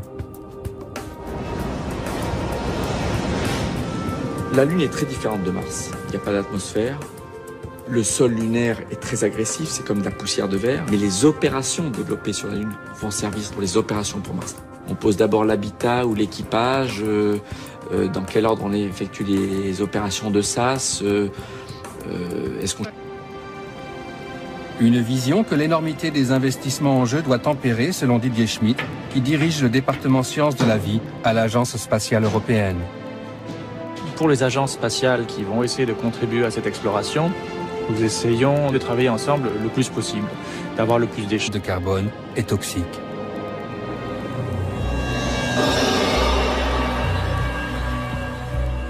Lorsque les astronautes quitteront la protection de leur base, ils feront face aux redoutables conditions de l'atmosphère martienne. Sans un scaphandre approprié, ils ne survivront ni à l'atmosphère toxique, ni au froid. Pour travailler dans cet environnement hostile, ils devront être équipés d'une super combinaison de l'espace. La mobilité et la flexibilité sont les grands défis que nous devons relever. Et j'y ajouterai celui du poids, car il est étroitement lié à cette problématique. Ce scaphandre est un bijou composé de 20 000 pièces, permettant aux astronautes la plus grande liberté de mouvement.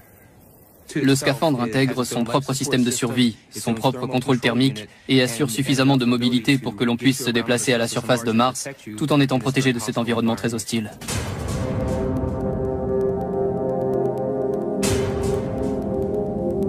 La mission principale des astronautes consistera à partir à la recherche de traces de vie. En étudiant des milieux extrêmes sur Terre, les scientifiques cherchent à les aider. À certains égards, le cœur du désert d'Atacama, au Chili, ressemble à la désolation qui règne sur Mars. Sur Terre, nous trouvons de petites oasis de mort sur une planète vivante. Sur Mars, on cherchera de petites oasis de vie sur une planète morte. Chris McKay est un exobiologiste qui cherche à comprendre comment la vie parvient à se maintenir dans des conditions extrêmes. Dans cet univers ultra-désertique, il a découvert de la vie microbienne et il espère que cela aidera les astronautes lors de leurs recherches sur Mars. Les gens se sont dit, si la vie est tellement riche sur Terre et existe dans des endroits aussi difficiles où auparavant personne ne pensait que ça pouvait exister, pourquoi pas sur Mars après tout? Les envoyés des terriens disposeront d'instruments robotisés pour détecter la moindre trace de vie dans le sol martien. Mais depuis qu'on a découvert que certaines bactéries se nourrissent de roches, on imagine que la vie s'est peut-être réfugiée au fond d'immenses tunnels de lave. Si l'on trouve de la vie sur Mars, cela risque de poser un nouveau problème. Que faire si l'un de ces microbes s'avère dangereux, voire mortel pour les humains? Que se passera-t-il si un agent pathogène martien est rapporté sur Terre? John Rummel, exobiologiste à la NASA, veille sur la sécurité sanitaire des terriens. S'il y a de la vie sur Mars, nous aimerions bien sûr en connaître plus sur elle avant qu'elle ne soit rapportée sur Terre.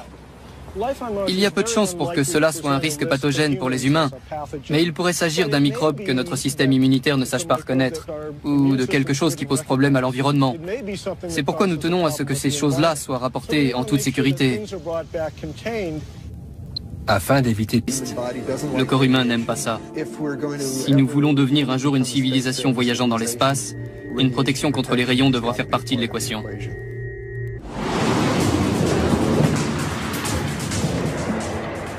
Quels seront les candidats prêts à affronter les dangers de cette nouvelle aventure spatiale?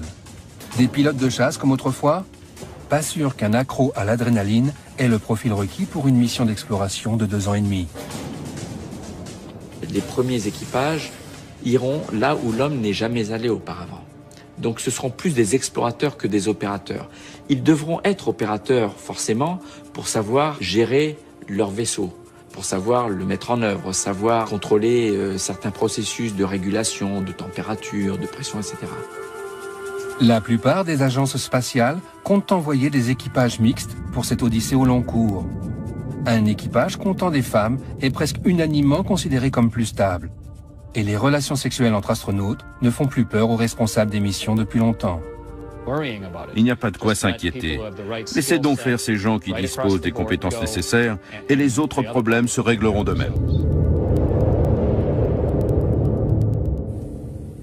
Une dernière menace plane sur la stabilité émotionnelle des astronautes. Bien des choses peuvent se produire sur Terre au cours de leurs 2 années et demie d'absence.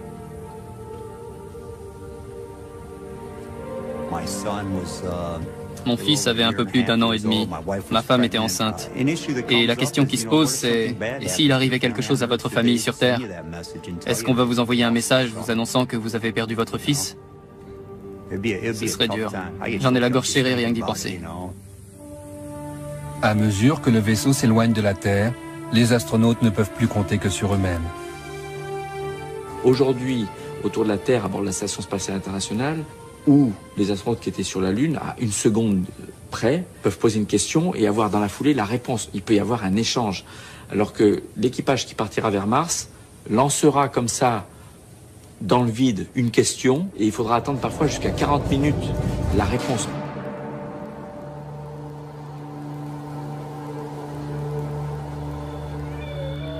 Les observations des sondes Viking, qui les premières se sont posées sur la surface de Mars au milieu des années 70, n'étaient guère une invitation à entreprendre la grande aventure. Viking a mené des expériences pour déterminer la présence de vie, c'est-à-dire de vie microbienne. Et à l'issue de la mission, il semblait bien que Mars fût un désert stérile et polaire. Mars est une planète extrêmement hostile. Il y règne une désolation indicible, un froid insupportable. Son relief est tourmenté, les volcans immenses succèdent aux canyons gigantesques, et sa surface est balayée par Mars. 6 moins 10 mètres. Train d'atterrissage.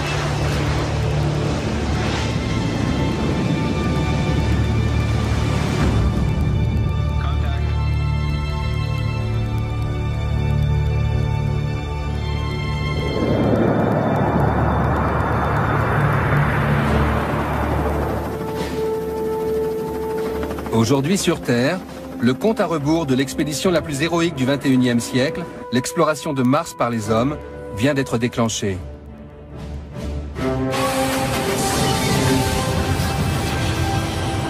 Pour réaliser ce voyage, des défis gigantesques devront être surmontés.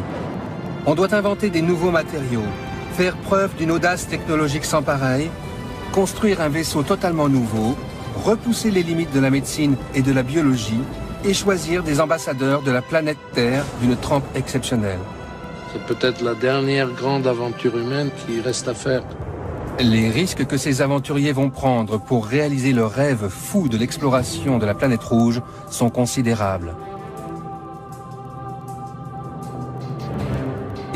Ces gens vont passer énormément de temps dans l'espace, sans espoir de ravitaillement ni de quelque secours que ce soit.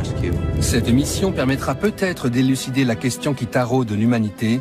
Existe-t-il une vie extraterrestre? Se dire qu'on pourrait soulever une pierre sur Mars et trouver ça, ce serait fantastique. Voici l'histoire du voyage le plus audacieux jamais entrepris par l'humanité.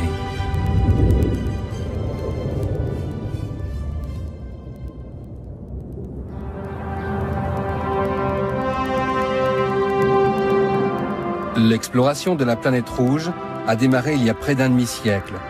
Des dizaines de sondes orbitales et quelques robots de reconnaissance de la surface martienne ont été lancés.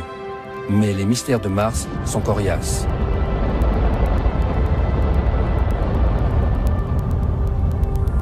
En 2003, l'Agence spatiale européenne a envoyé la sonde Mars Express, bourrée d'instruments sophistiqués et dotée d'une caméra stéréoscopique de haute résolution, faire un portrait beaucoup plus précis de la planète la plus proche de la Terre.